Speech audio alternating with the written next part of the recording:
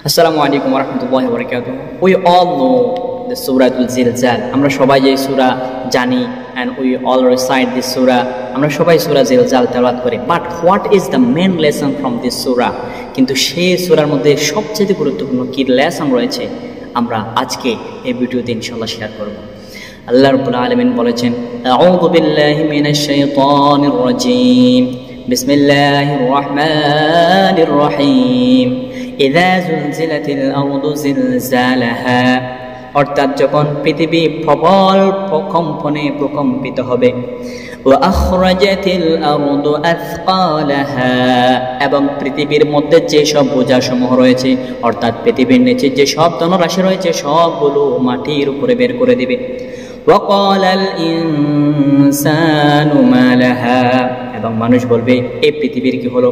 অর্থাৎ এই যে আল্লাহ রাব্বুল আলামিন সংক্ষেপে বলেছেন হচ্ছে আবার মানুষকে মৃত্যুর পর কিভাবে জীবিত করবেন এবং গোটা পৃথিবীকে জাকুনের পর জাকুনি দিয়ে উলট পালট করা হবে এবং জমিনে লুকিয়ে থাকা সব মানুষকে যখন বের করা হবে তখন মানুষ হয়রান হয়ে বলবে এই জমিনের কি হলো।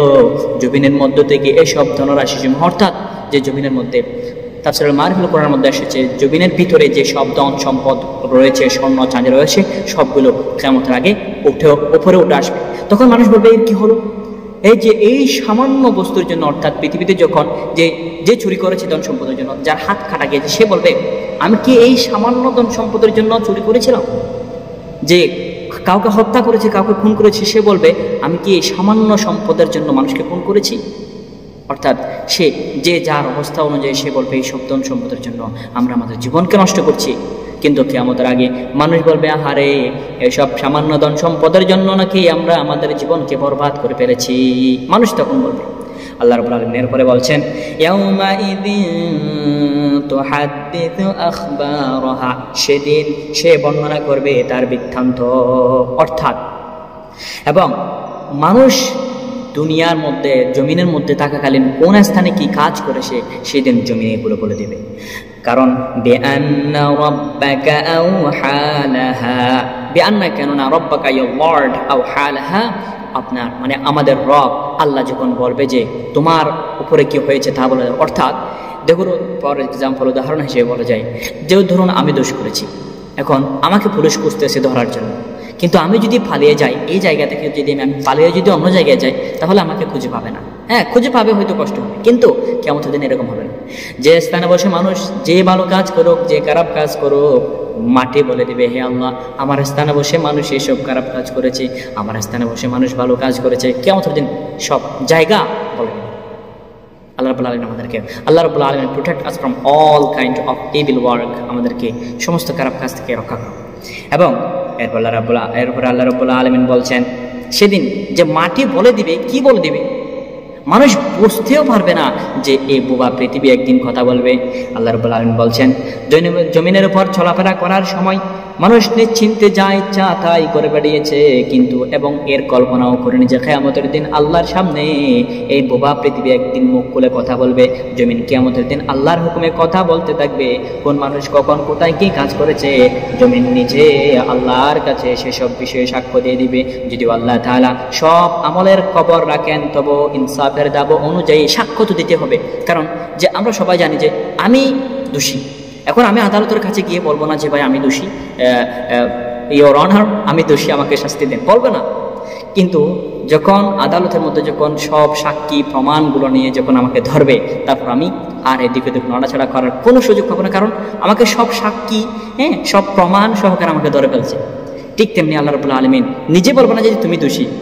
অন্য সূরাতে বলা হয়েছে মানুষ জানে সে দোষী, মানে আমি জানি যে আমি দোষী, তারপরে আমি তো স্বীকার করবো না। আল্লাহ রাব্বুল আলামিন এই জমিন থেকে, আর সূরা ইয়াসিনের মধ্যে বলা হয়েছে সেদিন কিয়ামতের দিন আমাদের হাত আমাদের পাগুলো সাক্ষ্য দিবে, আমাদের হাত দ্বারা কি করেছি, আমাদের পা দ্বারা কি করেছি, কিয়ামতের দিন সাক্ষ্য দেবে। এবং আল্লাহ রাব্বুল আলামিন এই যে মোস্ট এখানে সবচেয়ে গুরুত্বপূর্ণ শিক্ষার বিষয় হচ্ছে আল্লাহ রাব্বুল আলামিন বলছেন কিয়ামতের দিন ফামান ইয়ামাল মিসকালা যাররাতিন খায়রান ইয়ারা ওয়া মান ইয়ামাল মিসকালা যাররাতিন শাররান ইয়ারা।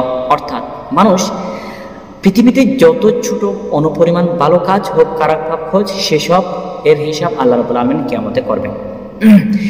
আমরা জানি যে সহিহ হাদিসের ভিত্তিতে প্রমাণ রয়েছে যে আল্লাহ রাসূল সাল্লাল্লাহু আলাইহি ওয়াসাল্লাম বলেছেন যে তুমি এক টুকরো খেজুরের পরিমাণ, এক টুকরো খেজুর দিয়ে হলেও তোমার নিজেকে জাহান্নাম থেকে রক্ষা করো। এবং আল্লাহ রাসূল সাল্লাল্লাহু আলাইহি ওয়াসাল্লাম বলেছেন যে তোমার কিছু নাই, মানে সবার অবস্থা সবসময় একরকম থাকে না, যে দান করার জন্য, সদকা করার জন্য, ভালো কাজ করার জন্য সবসময় থাকে না। আল্লাহ রাসূল সাল্লাল্লাহু আলাইহি ওয়াসাল্লাম বলেছেন যে তুমি হাসি মুখে কথা বলা এটাও সাদকা, মানে হাসি মুখে কথা বললে যে এটি আমি নিজেই পেয়েছি। যখন খুব খারাপ থাকে, যখন অন্য ভাইয়ের সাথে যখন কথা বলি, তখন সে যদি হাসি মুখে কথা বলে তখন মনটা ভালো হয়ে যায়। আল্লাহু আকবার। মানে ইসলাম যে কত সুন্দর, ইসলামের আল্লাহ রাসূলের শিক্ষা, ইসলামের শিক্ষা যে কত সুন্দর, কল্পনা অতীত পাই। আল্লাহ রাব্বুল আলামিন আমাদেরকে বোঝার তৌফিক দান করুন যে আল্লাহ রাব্বুল আলামিন কিয়ামতের দিন আমাদের সব ভালো কাজ, সব খারাপ কাজ, সেটি হোক একদম খেজুরের এক টুকরা, সেটি হোক একটি হাসি মুখে একটি কথা বলা, সেটিও সাদকা, সেটিও সওয়াব। আল্লাহ রাব্বুল আলামিন বলছেন প্রত্যেকের আমল যখন সামনে পেশ করা হবে তখন বিস্তারিত পরিপূর্ণ পুঙ্খানুপুঙ্খ রূপে সকল মানুষকে বলে দেওয়া হবে। এক বিন্দু পরিমাণ ভালো কাজ, এক বন্দি পরিমাণ মন্দ কাজ, সব কিছু মানুষকে বলে দেওয়া হবে। অবশ্যই যাই হোক, কথা বেশি লম্বা করবো না। এই সূরার প্রধান শিক্ষা হচ্ছে কি, একদম ছোট থেকে ছোট যত আমল হোক, বড় যত আমল হোক, একদম বিন্দু পরিমাণ আমলও কিয়ামতের দিন আমাদের সামনে পেশ করা হবে। So we have to protect. আমাদের উচিত হচ্ছে নিজেকে রক্ষা করা সমস্ত প্রকারের খারাপ কাজ থেকে। একদম ছোট, আল্লাহ রাসূল সাল্লাল্লাহু আলাইহি ওয়াসাল্লাম বলেছেন যে একদম ছোট আমল হতে পারে, মানে এটি মনে হতে পারে মিসওয়াক করা, এটি ছোট আমল মনে হতে পারে। খাওয়ার সময় দস্তরখানা বিছানো, সব সময় অজু সহকারে থাকা, ছোট আমল হতে পারে, ছোট মনে হতে পারে, কিন্তু এর বেনিফিট অনেক বেশি। ইউ প্রে ফর মি, ইনশাআল্লাহ I will also pray for you. আসসালামু আলাইকুম ওয়া রাহমাতুল্লাহ।